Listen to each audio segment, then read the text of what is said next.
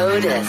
Faith Schuler is her name. Good luck spelling. How old were you when you learned how to spell your last name? Because it took me about 12 tries to send you an email. I do have a story. One time I gave my signature on a wall and forgot a letter in my last name. See? Bernie. Before you told that story, I was going to call that the worst interview question ever. But since you did mess up your spelling of your name, you know what? I withdraw my complaint with Otis. I was going to call that the worst interview question ever. How old were you when you learned to spell your name? Was a pretty terrible question. But as it turns out, you did. So never mind. I'm going to step aside. This is Weird with Otis and Bernie. Episode 51. This is Weird. It's another episode, another week of weirdness. Man, we didn't even celebrate 50. Last week, neither of us knew that we were 50 deep. I feel like that's a milestone. Do you not? I mean, yeah, I guess. If it's we didn't have confetti. We didn't have giant gold balloons. If it's a useless 50, though, does it really matter? It's like 50, who cares? That's a lot of episodes. That's 50 weeks of us trying to be funny. Saying and nothing. Failing to succeed nothing. at that. 50 times. Yeah, there's nothing there. Thank you for joining us. You can join us on the socials. We stream the show on Twitch and YouTube and Facebook. And, of course, you can download the show, as you've already found out. You can download the show on Wednesdays is when we drop it. Thank you for coming in. What we'd love for you to do as well is share the show with some friends. Like if you find the show amusing, as we get, regular listeners every week, we can see by the numbers. Thank you for that. Share it with some friends. Just be like, hey, check out these guys. They're pretty good if you enjoy the show. So we'd appreciate it. Helps move the algorithm along. And I have said this before. If you don't enjoy the show, shut up. I don't care what you think. If you don't enjoy it, who gives a shit? Just walk away. Walk away. There's lots of other things out there for you to listen to. If you don't enjoy it, bye. That goes for every bit of social media. You can do that on every single social media. All of social media can kiss my white ass. Whether it's our post or somebody else's, if you hate just it, go. You can keep walking. You can keep just scrolling. Walk away.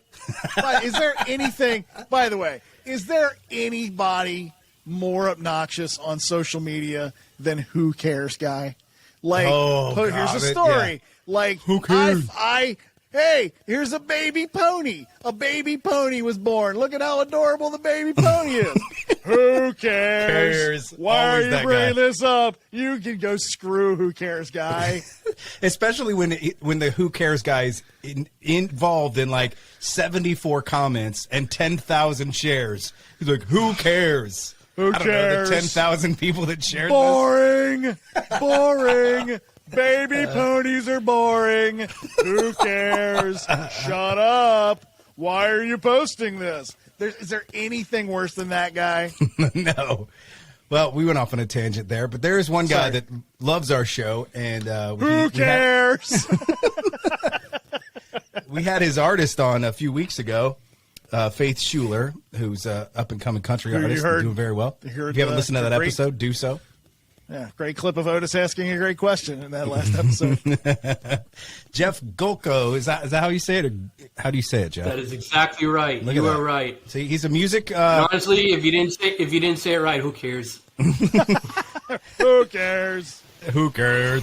Who cares? Jeff is he manages some musicians, including Faith, and he has a lot of connections in the music world along as well as us. So it was awesome to ask him to come on. He's like, "Hey, podcast is hilarious. I'd love to drop in sometime." So appreciate you having you, Jeff. Hello, how are you? I appreciate being episode what? Am I 51? 51, something 51. like that. I mean, that's so I'm glad to feel that I was in a great demand, that I wasn't one of the first 50 you people were the 51st choice. or I was the guy that was free tonight. I mean, yeah, right. That's basically, you too can be a guest on the podcast at 52 or 53. All you need to have, you two can be a guest. All you need to have is no life, no friends, and nothing to do at night when these guys want to talk. No life and a stable internet connection is all really the criteria that we have to be on the program. In good lighting. Jeff, okay lighting. I mean, I will even take okay lighting. Okay. I feel like, Jeff, you should start your own podcast if you don't have one already, because you've got such a story. I have one, and I didn't do a good enough job promoting it. I kicked one off like a year ago, called Volcano and the Fish with a friend of mine, and Okay. we had some pretty. I'd like to say to people, people have come on my little podcast, and then big things have happened. So Jimmy Allen, good friend of mine, he was my first guest, and then since he was on, he went on to win ACM, CMA, this and that.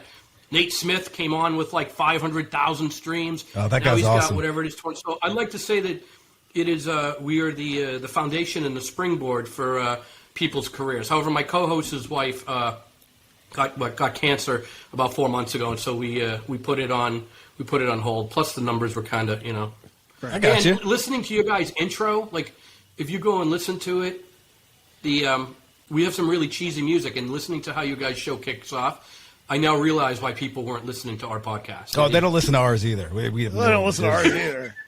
There's a lot of like our podcast is the poorest rated podcast that has great paint on it. Like, we both know how to make it sound good. It's really expensive paint on a really shitty house. Like, it's that's sort of the theory. It's like, well, we know how to make it sound big. All 5 of you are coming along. Yay! Oh, Yay. shit! See? Oh, see. Lost the light. We lost the light. That's He's screwing up the lighting. See? That's it. That's it. Amateur show. Oh, that's even worse. That's the I can't light. even see that. All right, we good now. So Jeff, we've been friends for a little over a year or so, just in the music business, Yes. and I did not know your full story. And so today, before we kick the podcast off, I'm like, hey, give me a little summary so we can kind of intro you. And you give me the craziest story I've ever heard in my life. It wasn't like, I figured, here's what I assumed. It was like, I've been in the music industry for about 25 years. I've had a lot of great artists, name. But it's been a great career, and I love what I do. No, you're like, I was in the Clinton White House. I did security for Nelson Mandela. I don't know. Stop talking, because I want you to tell this on the podcast. Like, I had to stop you from telling the story. So you're new to the music industry because you've had such an eclectic world. I am like, I don't know, 5 years, 4.5, 5 years in. All right. It's felt like 100. As I say to people, if you think about it, I think last time there was so I come from the easiest way to put it. It's interesting. I remember growing up, I used the word like jack of all trades, and my dad nearly like smacked me on the back of my head and be like, "Don't ever use that word to describe yourself. It shows you have no focus. You have no focus, right?" Well, I'm 45 and I'm a jack of all trades. So here's the deal. I'm a former political hack that cut my teeth in politics, presidential politics. I was same intern class as Monica Lewinsky at the White House. All right. Wow. Okay. Yeah. Yeah, it's always obviously pre-COVID, back when people actually went to travel to people's homes and people socialized. But my dad loves that in his billiard room. God, that sounded really snobby to say. In his room with a pool table. Billiard room. It sounds like did somebody get killed with a noose? Right, with the candle. I think there's only a few things that I could have said that sounded more elitist than yes. I'm sorry. In the billiard room. Jesus, With the candlestick. Win the award for the whitest thing said tonight. Continue. In the billiard room, as you pass by, there's a photo of all the interns in front of the White House with President Clinton, and I'm in the photo. And Where's Monica standing? Look real close. Where's Monica standing in the photo? Where's she standing in the photo? She's like a couple of rows up and to the left of me, and I'm like sort of to the right. I'll send you guys. She wasn't like grabbing she's one ass. of the ones kneeling in front. Well, this was in the beginning. You got to remember, this is early on, which we'll get to as we get to the story. It's a funny thing that actually there was a news article that came out that mentioned myself and Monica. But anyways, did you have a character in the new? I started in politics. Did you have a character in the new series about Monica Lewinsky in the Clinton White House? No, thank God, no. You were like an extra. No, listen. However, one of my best friends to this day is a Secret Service agent who had to let her into the Oval Office. Wow. And I have a lot of friends that had to lawyer up and went in front of Ken Starr. No, I'm just glad that I was just an intern at that point in my life, making photocopies. Are we going to have to sign a non-disclosure after this? Photocopies and making photocopies. I was going to say, are we going to have to sign a I mean, it non-disclosure happened 20 after years this ago, so I think we're good. I think There's we're a bunch good. of beeps and this and that, and yeah, We're- no. I don't think we Did- have to what- redact a bunch of stuff. It's 20 years ago. We know what I happened. think it's pretty much all. I think it's pretty much all out there at this point. I think How once do you- David Schwimmer plays somebody in the miniseries, it's all out in the open.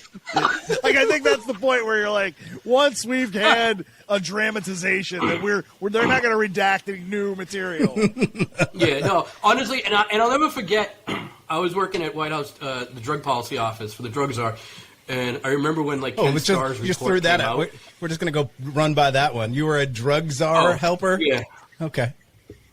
Yeah, well, okay, so the short version of it is, so I was an intern doing interning thing. Well, what a normal intern in a normal interns. administration Right. would have done. Right. So I did non-Monica stuff. I did photocopying. I did giving tours. I did writing memos. So anyways, I moved over to the Drug Czar's office because my degree is actually in criminal justice, of all things. And so I did do a field work, and so I went to the Drug Czar's office, and the same thing. They had me doing photocopy and whatnot, and it was the same time that McGuire and Bonds, or Sosa and McGuire were launching bombs, Nice. home runs left and right, Yeah. and I thought to myself, gee, why isn't the government using professional sports as an avenue to educate kids about the dangers of drugs? And so I went and told my boss, who coincidentally I work with to this day on some other projects, and I gave him the idea, and he's like, no, it's not our focus right now. And so what I did is I called some friends at the Red Sox, and I said, hey, we got these new TV commercials that are coming out. Will you show them at the game on the scoreboard? And they're like, yeah, no problem. And then I'm like, oh, would you invite General McCaffrey, who was the drug czar, 4-star, he just retired, 4-star retired general. There goes the light again.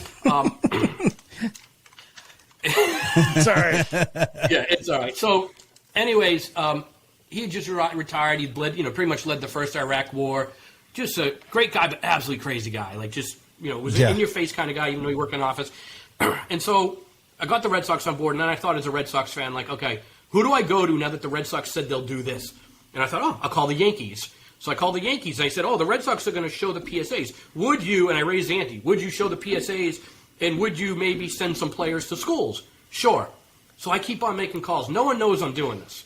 Keep making calls, and then I You're just the intern. I'm going to call the Yankees. Why wouldn't I not? And so, so I literally, I was going home from my winter break of my junior year, and I went in and told my supervisor, and I was like, hey, just so you know, I've continued doing this, and I now have 27 of the 30 baseball teams agreeing to do all these things. And he looked at me and it was like, are you bleeping kidding me? And I'm like, no. And he's like, how did you do this? And I'm like, I used the phone. I mean, this was pre real major email. And I turned it in. He said, do a memo. And I called my dad, and he's like, you always want to be quantitative. So I did a very simple memo, and it was 27 teams times 81 home games times average attendance, 40,000, equals number of eyeballs. And then I wrote minus the cost of, I was FedExing beta tapes of these PSAs to all these teams. And I put what the cost was, and I turned it in and didn't hear anything. Came home from my winter break. I go back to school. I was going to school in GW in D.C., and I get a call, and it's like, the general wants to see you in 15 minutes. And Shit. I shit my pants. Yeah. Because you got to remember, this is a guy who, he led wars.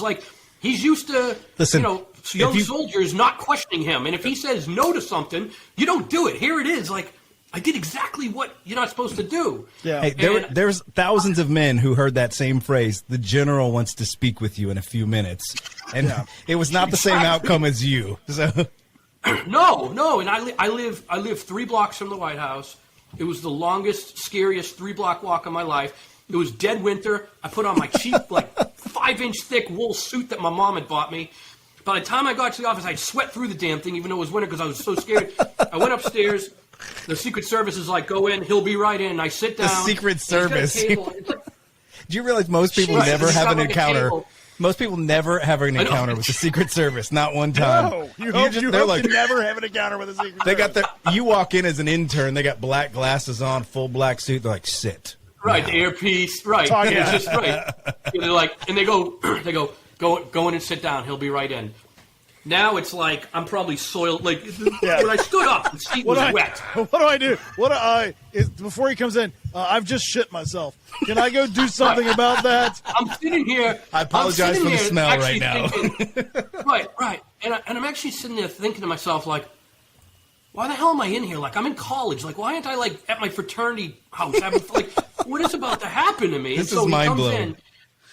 He comes in and he's a war correspondent. I mean, he's a military guy, so you always see him at MSNBC, Fox, and he sits and he talks, and he'd always go like this before he talked when he was like, and he'd go, and he like made the sound, and then he goes, we saw what, someone gave me like your memo, I saw what you did, and at this point I'm like, he probably carries his own weapon, he's about to pull it out and just boom, you thought you were going to die? You're like, well, I might die. I didn't think I was going to die, but I was, indirectly I thought I was going to die because I thought this guy was about to say, get the hell out, which meant I was going to graduate late, which meant I was going to have to call my dad and say I just lost my internship, and oh, by the way, you're going to have to pay for like another semester of school. Those were the things that were going through my mind, in addition to the fact that I have a member of the president's cabinet about to just rip my ass, right? Right, oh yeah. And he says, the president loves what you're doing, and the government has never used professional sports as a vehicle to drive an anti-drug message to kids. And we want you to start working here full time tomorrow. Wow! And we're gonna, dude. And he goes, we're gonna name you the deputy manager. He said, I'm not gonna call you manager because you're a college kid, and I'm not going to explain that to an appropriations committee. We're gonna name you deputy manager of the new White House Athletic Initiative Against Drugs. And I'm sitting there and I'm like, sir, yes, sir. Sir, yes, sir. Yes, thank you, sir. Yes, sir. Not even thinking in my head, like, how the hell am I finishing freaking college? Like, what did I just do? Like, right? Yeah. And I spent the next, and he, at the time I didn't know it, but he didn't really know much about sports. It was really weird. Like, I would, like, schedule him to go do the coin toss I remember we did the first game at FedEx Field for the Redskins. And his executive secretary was like, hey, can you do a briefing memo on the breakdown of, like, football? And I'm like, well, what do you mean? They're like, oh, like, explain to him, like, how many yards for a first down. And I'm like, huh? So I'm, like, drawing on, like, Microsoft Paint, like, on the thing, trying to draw. This is 96.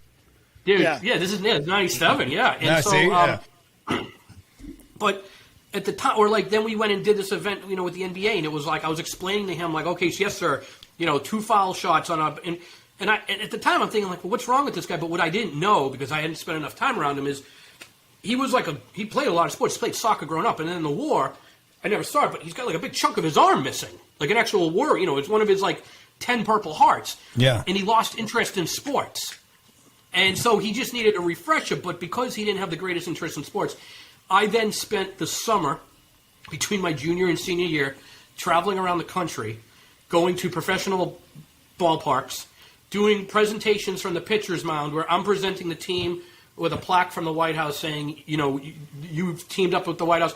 They're presenting me with a jersey that I couldn't keep because of, ethics laws, which is probably sitting in some closet somewhere in D.C. But that's how I spent my summer. There are no ethics. Like and the government got like the best deal out of it because I was still technically a student. I was a quote student appointee, so I wasn't a general civil servant. I wasn't a political appointee. So basically, they got full like time work out of me at like an intern pay. And I remember when I get my Social Security Administration thing in the mail, it says like $18,000. I remember it always says, and I'm like, they paid me $18,000. But when you're in school, it was a lot of money. It was great. But, moral of the story: the White House pays just about as well as radio. Yeah. Here's the thing. Same pay structure. And it's just as much loyalty. There's just as much loyalty. Loyalty there. Here's the thing. Today, gone tomorrow. It's an amazing story. And were it not for one little thing, he would have gotten intern of the year. Were it not for one other person. Well, listen, this is where the story intern of the year. This is where the story comes. Yeah, well, there's a lot to unpack here. Yeah. Yeah. But this is your show. I'm realizing I've just like commented. I'm sorry. No, it's great. They're both sitting and be like, the fuck? Like, this guy shut up. No, all of a sudden, like I got a phone call saying, hey, you got to go get a copy of U.S. News and World Report. And I'm like, why? They're like, oh, there's an article about you. There's a column about you this week. And I'm in school, right? Nice. And the title of the thing is, here's a White House intern that does good. Boom. And it basically started out with talking about like, oh, while this is going on one side of the White House. Oh, I got you. Here's this intern, Jeff Gulko, and here's what he's done. And here's a guy that's not blowing the president. Now for all the other interns not blowing the president. Right. Here's all the interns that weren't playing with the cigars. You can thank Clinton. You can go ahead and thank Clinton himself because he's like, find an intern that's doing something good. We gotta find a good story. We gotta find a good story. They're like, we got anything good? They're like, well, we got 100 of them making photocopies. No, that's not good. We got this one. What's he doing? Oh shit! Hillary, give him a job. Hillary, you know the interns real well, right? Hillary, if you could go find an intern that's doing some great things, please do. Look, can I tell you a funny story about this? My college transcript to this day, I have a 1 D-. And it's in D is political in Delta, science, right? Oh, it's worse than that, bro. I can't wait to watch your guys' facial expressions on this one. Okay, all right. And I'll tell you the story that went after. I have a D- on my transcript from the George Washington University in the American presidency. Okay. Because a D-. I had a professor, Forrest Maltzman. To this day, I hate you. Forrest Maltzman. I like how you say it. Forrest Maltzman. That's just Forrest Maltzman. That's a professor in a book. Had this thing that if you weren't in class, like you lost like a point. Every class you missed, you lost a point. This or that. Well, I was traveling with the President of the United States. I would have thought that would have sufficed. I came with your fucking class, dickhole. It became a joke because I'll never forget I was in Atlanta with Clinton at an event. We're sitting there having some cigars, me and Clinton. Right. Well, no, but here's a funny story. Here's a funny story within a funny story. There's a photograph. I don't have it here. But it's Clinton and I in a hallway together just talking and, we're shaking hands. And in that photo, he's wearing a tie. And there was a lot of news about this because that was the day Monica testified for Ken Starr, and the whole story was that she gave him that tie. Yeah, That's in the series. Photo was taken that day. Jesus. But the conversation that took place at this moment was, "Gee, Jeff, how you doing in that class?" And I'm like, "I don't know, Mr. President. I'm here today, so it's another point off my average. I think I'm sitting around a C right now." Do you think you could pardon me in that class? I was going to say that exact same thing. What is it? Hey, I'm failing the president class, Mr. President. Why don't you send a note over? Just a quick email, if you could. Just a quick email or something. Can you fax? Just go ahead and fax it over. I was so pissed off. And because when you're working in that environment in the White House, like, you truly feel like you are. A lot of these people that get into trouble, like whether it's when any of these congressional, you start to just feel like you're invincible, and you do. And it's the reason why I left that world is like you become a different person, right? You think you're better than everybody. You'll chop your best friend at the knees. But I was so pissed off. I sent a letter to the president of the university, and I was like, "This is ridiculous." I'm like, if anything, I should be on the posters for this school everywhere because I'm your greatest selling point right now. We are such a good school. Our students get jobs as juniors at the White House. That's how good of a school we are. Yeah. Instead, I got some putz, Forrest Maltzman, giving me a D-. Forrest Maltzman. Forrest. And then can you imagine the conversation I had to have when I had to get the balls to call my dad, who is so proud of me, to be like, "Hey, Dad, just so you know, my GPA pretty much like tanked this semester." How can that be? How can that be? I'm like, well, he's like, "What class?" I'm like, "The American presidency." And then he's like, "Yeah, so Forrest, I'm sorry to this day if you are listening to this podcast and you're one of the millions and millions of people that listen. I'm sorry that living the White House was better than reading about it on your BlackBerry."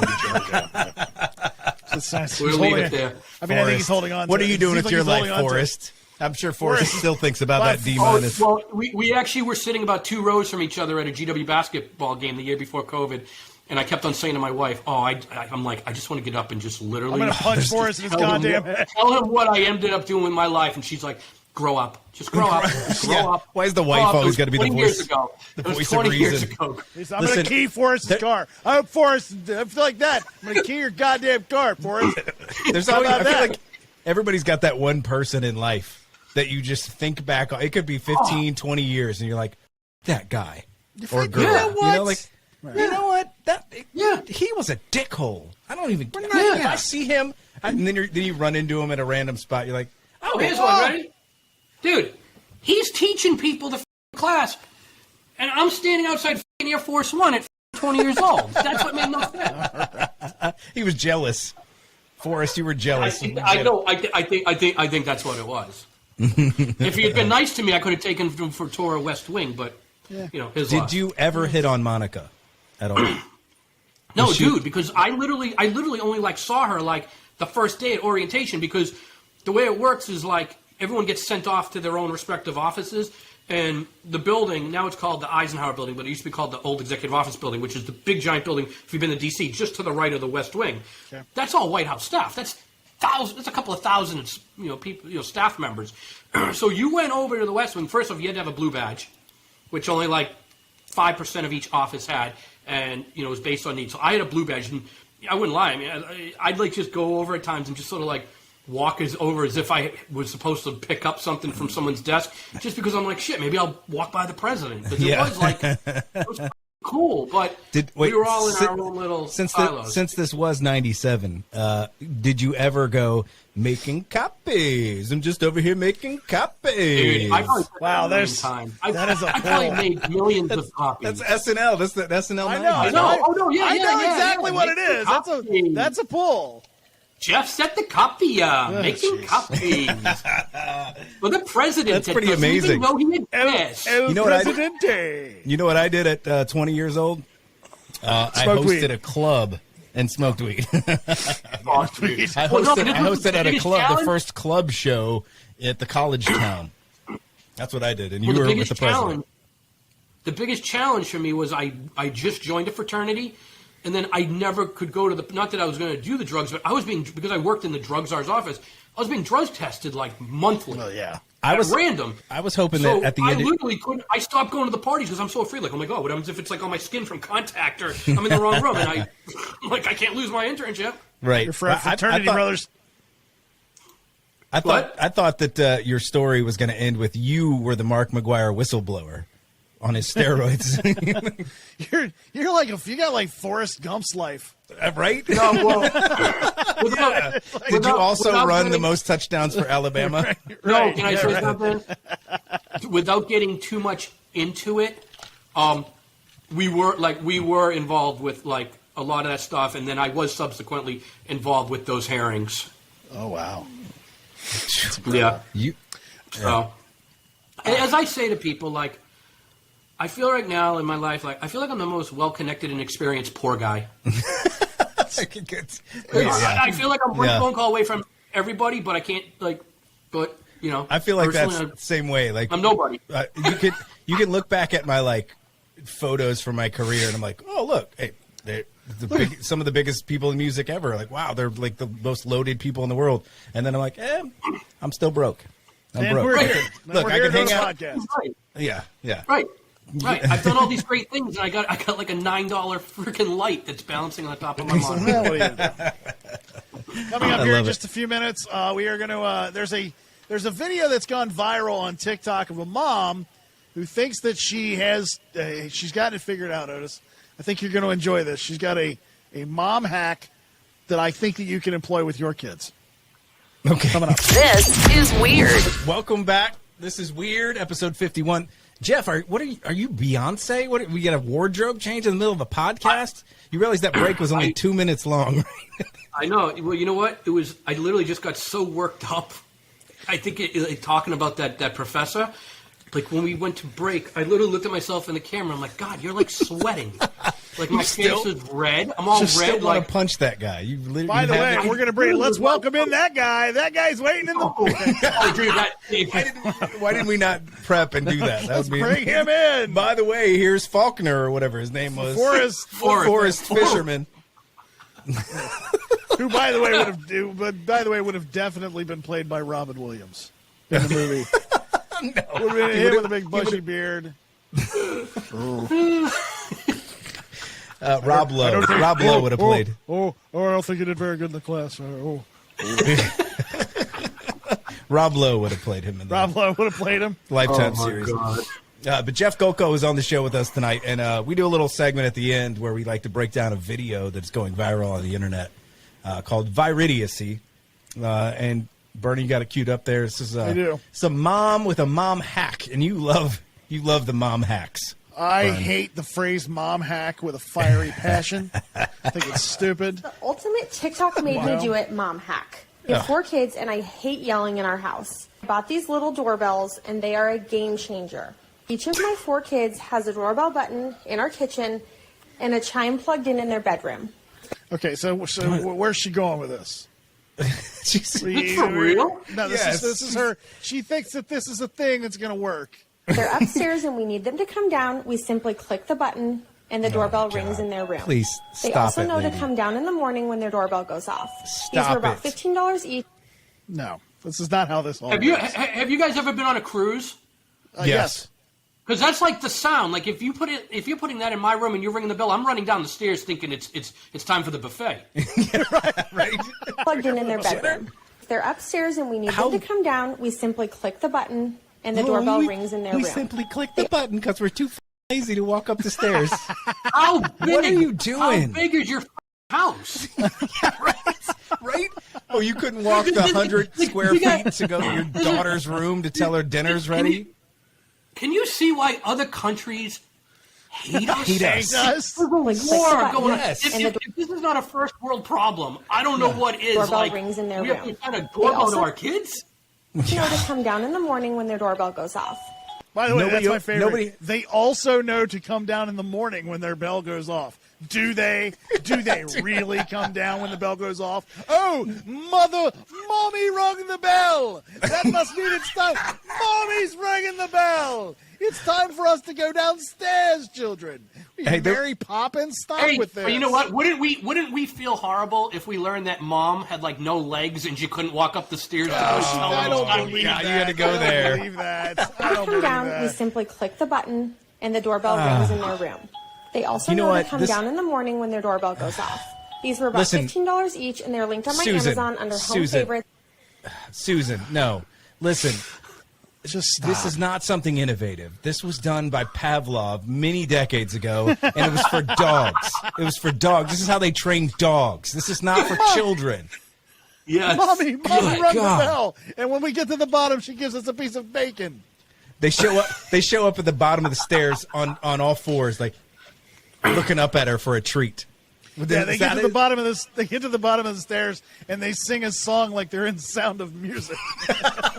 Listen, if okay, Or they take the batteries out upstairs and they don't hear the freaking right? right, Oh, yeah. they took it out of the plug. Yeah, so that's the thing is for them to recognize the bell and want to come down because the bell went off, there has to be a reward. She didn't say what the reward is, so she's giving them a treat like you would your dog when you click the thing, click click, treat, and that's how your dog learns. She's literally applying dog obedience training to 3 or 4 year olds. Here's the thing: we haven't heard from Riley in weeks. We haven't heard from him in weeks because he hasn't heard the bell, and he's just up there. I'm afraid How he's old dead. is the kid? She I'm afraid doesn't he's say. dead. 25. 25. I imagine the one 13-year-old kid that's got all black on and is listening to his death metal up in his room is like, "F you, mom, and your stupid Yeah. f***ing bell." He's never Right. come down to the bell. He's sitting there and he's like, bitch, you better go watch the Menendez Dateline. You keep on ringing this bell. Jesus, damn! Fucking kill you. He's continuously plotting on her because of the stupid bell, and he gets grounded every time he pulls it out of the wall because he can't handle the goddamn bell. Later, Bell, mom. later in life, that bell would be the sound that his victims hear right before he claws their eyes out. You know what, though? If this doesn't work, what does she try next? Since she's going to Pavlov, is she going to get the dog collars that she can hit the Yes, button the and just shock. tap? She's So the gotta kid's shock 'em. sleeping. She's downstairs making the waffles. She's like, oh, I got to wake up Tommy.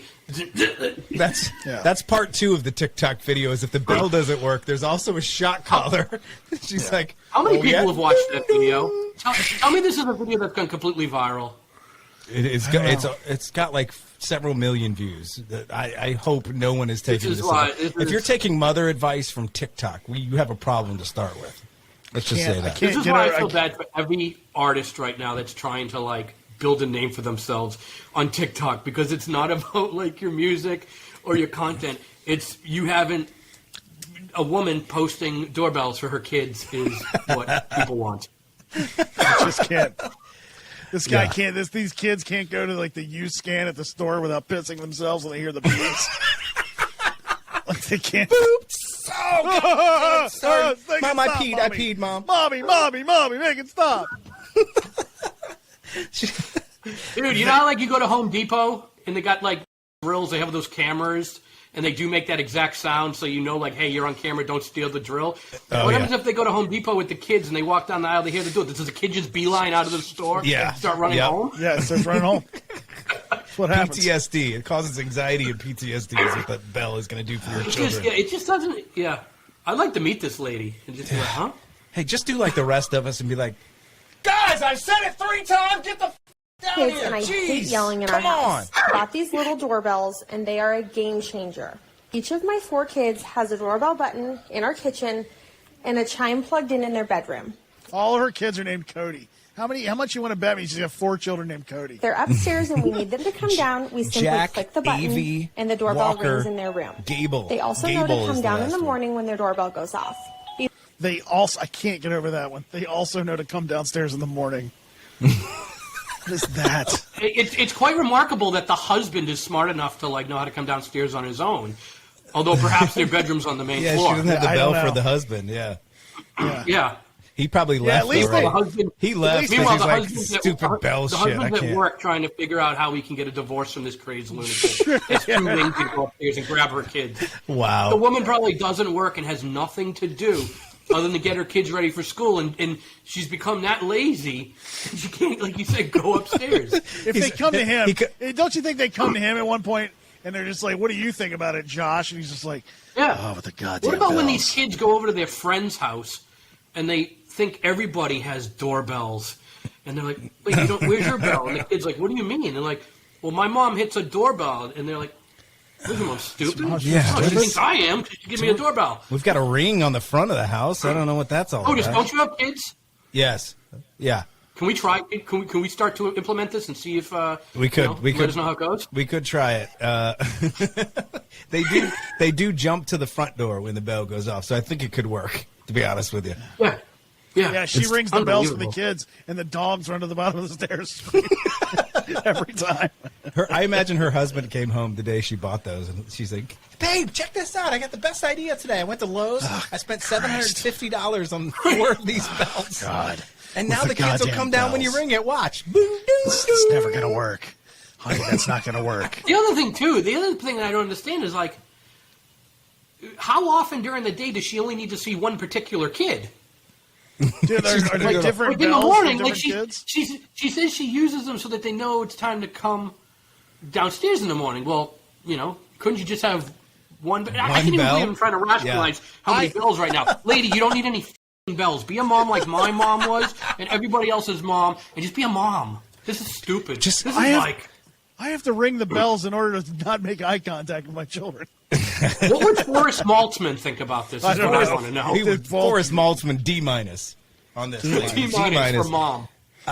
My thing is like, why can't she just do what most parents do and count to 3, not even knowing what you're going to do when you get to 3. Right? No, nobody ever you knows. never know what you're going to do. Nobody ever knows what's going to happen at 3. But I never can commit when I get to 3. It's like 1, 2 and 3 2, quarters. and then you get to 2 3/4, 3. Right. Now I want you See, to I was like, go to your. Don't make your me- room. don't make me I get don't to want to 3. have to. Don't you? I will take away.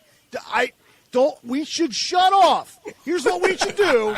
We should shut it off. Shut it all the way off. 3. my mom was one of the ones that, like, when you fought in the car, her line was, "Don't make me." We'd be on the expressway in Boston, right? "Don't make me pull over on the side of the road." And me and my younger sister, are like, "Go ahead, pull over." What are we really supposed to believe that you're going to leave your 2 kids off on the breakdown lane of the expressway in Boston? Like, pull over. I'd like to see you try to merge right back into the traffic at rush hour, Marla. Let's see how well you do with this. That's kids from Boston. That's definitely growing up in Boston. Yeah, Exactly. my mom probably would have left us on the side of a rural road next to corn at some point. She thought about it, I'm sure. I will pull the car over, and if you don't, what you need to do, you need to stop with that, and I will take it away. I never can commit. The irony is, like, that was in the 80s, you know, and she's worried about my sister and I yelling at each other. Meanwhile, she had us in the back of a station wagon that didn't even have a seat or seatbelts flopping around, you know what I mean? Yeah. That's the thing. My kids have never got to 3. That nobody knows what 3 means, but they listen but by the time I get to 2.5, because I'll give them a 2.5 or 2 3/4, because again, not committing to 3. I can't commit to 3. I don't know what to do. But generally, they don't commit to 3 either, so they go do. I'm still at the point where they'll do before 3, so we're good. I don't need the doorbell. The thanks, lady. Yeah. Well, there you go. There's the show. This is weird for the week. Jeff, thanks for join joining us. us, man. We're done? Yeah. That's it. 51 is in the... I feel bad. I feel I talked too much. 51 is in the books. We didn't even talk about terrorists. I mean... Oh, God, you didn't even get to the terrorists. Save it. We'll do it another time. We give it another show there. Folks, come back to episode 102. That's it. And they cycle through and I'm back. We're starting all over. Oh, gosh. Well, we appreciate you coming on, Jeff, and hanging with us tonight. Hopefully you enjoyed it being live. No, this I know is you fun. enjoyed listening, so thank you so much. It's fun. Yeah. My pleasure, guys. You can find us on the socials, YouTube and Twitch, and Facebook. The show. And we do that. Share the show. Yeah, share the show. If you like the show, share the show. That's how we grow the show. Please do that. And we'll talk to you next time. See you. This is weird.